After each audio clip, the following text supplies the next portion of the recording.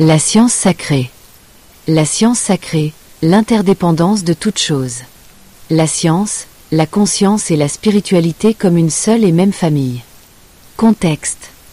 La déshumanisation résulte d'une conception matérialiste et dénuée d'éthique de la science, qui a toujours placé le progrès au-dessus de la morale.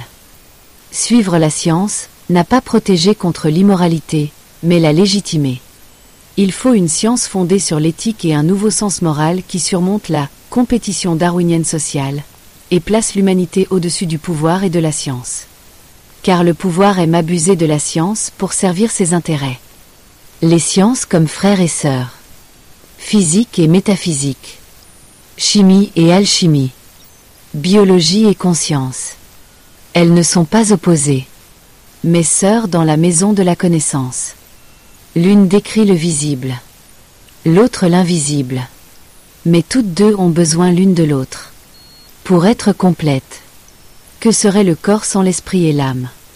De la mécanique, sans sensation. Que serait la physique sans la métaphysique? Une machine sans âme. Sans origine, sans but.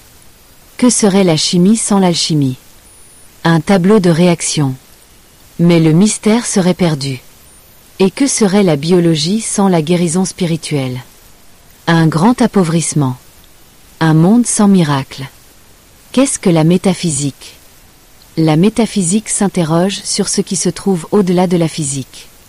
Elle recherche l'origine, le sens et la conscience. Elle est la quête du pourquoi. Derrière le comment. Quelle est la nature de l'être? Quelle est l'origine de l'espace et du temps? Quel est l'esprit derrière la forme? La métaphysique est une philosophie qui ne se contente pas des apparences. Elle regarde derrière le voile. Elle entend le silence entre les formules. Qu'est-ce que l'alchimie? L'alchimie est plus que la transformation du plomb en or. C'est l'art de la transformation intérieure et extérieure. La doctrine de l'unité des éléments. De la sublimation de la substance. Mais aussi de la sublimation de l'âme. Là où la chimie mesure les réactions. L'alchimie pose la question suivante. Qu'est-ce qui veut naître ici? Dans les temps anciens, les initiés savaient. Celui qui veut transformer l'extérieur doit se transformer lui-même. Ainsi, le corps nu devient une métaphore. Du cœur humain. Une nouvelle science unifiée. Nous sommes à l'aube d'une nouvelle ère. Une ère où la science ne travaille plus contre l'invisible, mais avec lui. Une époque où le médecin redevient guérisseur, où le chercheur s'émerveille à nouveau, où la vie n'est pas disséquée, mais honorée, où les mathématiques des étoiles et la musique de l'âme parlent à nouveau le même langage.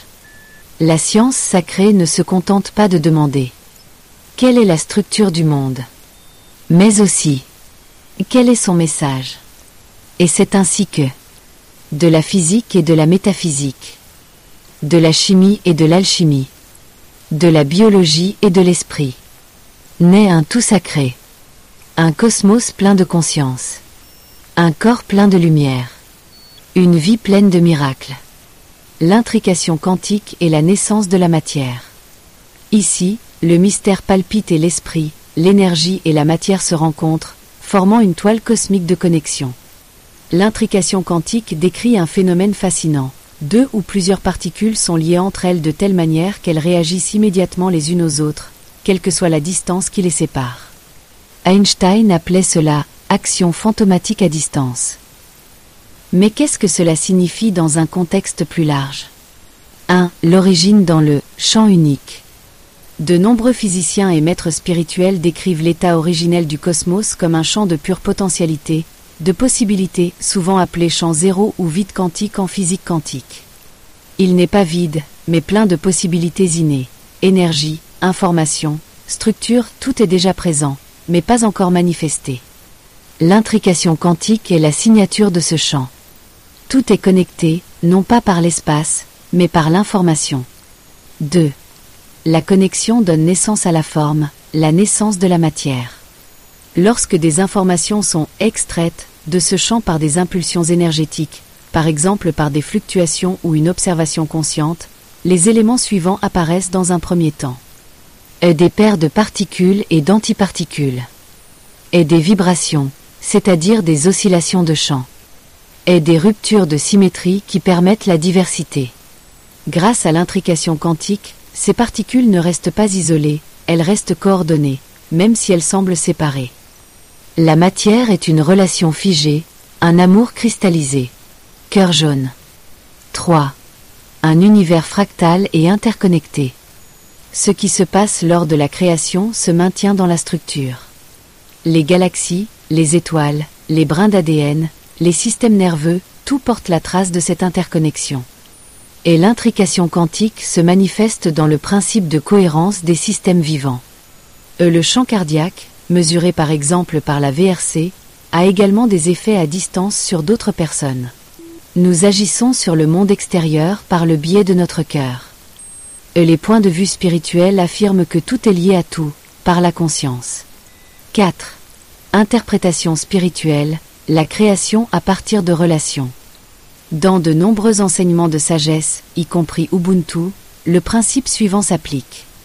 Je suis parce que nous sommes.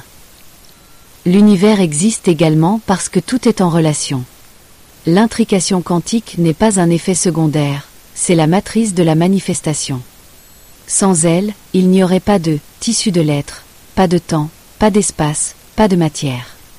Bref, résumé sous forme de dicton. Du champ des possibilités. Du contact entre la conscience et la vibration. Naît la matière, en tant qu'expression de la relation. Ce qui est connecté reste connecté. Dans le plus petit comme dans le plus grand. En toi, et dans le cosmos. Voie lactée née de la connexion. Avant qu'il n'y ait des étoiles. Il n'y avait que le silence. Pas d'espace, pas de temps. Seulement le champ unique. Un océan de possibilités. Scintillant dans l'invisible. Pas d'objet. Pas de séparation. Seulement une connexion pure. Puis un murmure. Une vague. Peut-être, un regard. La conscience touche le champ. Et à partir de l'un, se tissent des particules. Des antiparticules. Une danse commence.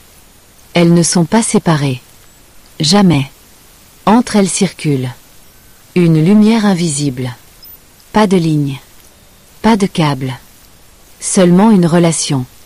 Elles se connaissent. Au-delà de l'espace et du temps. L'intrication quantique. Le premier langage de l'amour. C'est de cet amour que se forme le monde. La vibration devient structure. La relation devient forme. La matière est une connexion figée. Chaque étoile, chaque cellule, chaque regard porte en elle le modèle de cette première étreinte. Et nous sommes les enfants de cette connexion. En nous palpite la même lumière. Nos cœurs envoient des signaux. Nos pensées dansent dans les champs. Nos âmes se souviennent. Peut-être le sens-tu. Tu n'es jamais seul. Ce qui est né de l'amour reste lié par l'amour. Et ainsi, tu es, comme le cosmos lui-même. Un miracle, né de la relation, du silence, de l'esprit, et de la force infinie, du vivre ensemble. Étoile filante au commencement était la sagesse, de la lumière à la matière. Au commencement était le verbe. L'information, la connaissance, la sagesse, omniprésente, connectée, interconnectée, issue d'une source commune, comme l'eau d'une source sacrée, jaillissant dans toutes les directions, et pourtant née d'un centre. Ce savoir s'organise, en niveaux, en couches, en dimensions. La dimension supérieure engendre la dimension inférieure. Tout comme la poule pond l'œuf. Et non l'inverse. L'esprit est premier. La forme suit. Tout est imprégné d'énergie. Le cosmos, les galaxies, les cellules, nous. Lorsque la lumière de l'amour rencontre ce champ cosmique, la création commence. La substance originelle prend forme. L'énergie devient matière. Et la matière peut redevenir énergie. Rien ne se perd. Tout reste connecté. Même si notre œil ne voit pas cette connexion. Notre âme la connaît. Nous pouvons nous en souvenir. De cette connexion. Nous pouvons la vivre. Dans nos actions conscientes. Dans notre marche silencieuse. Dans notre regard émerveillé. Une promenade dans la nature. Ouvre l'espace. Les animaux. Le murmure des arbres. Le craquement de la terre. Ils parlent une langue. Qui dépasse les mots. La langue de la connexion. Et tout naturellement. Je traite avec attention. Tout ce qui m'est cher. Non par devoir. Mais par amour.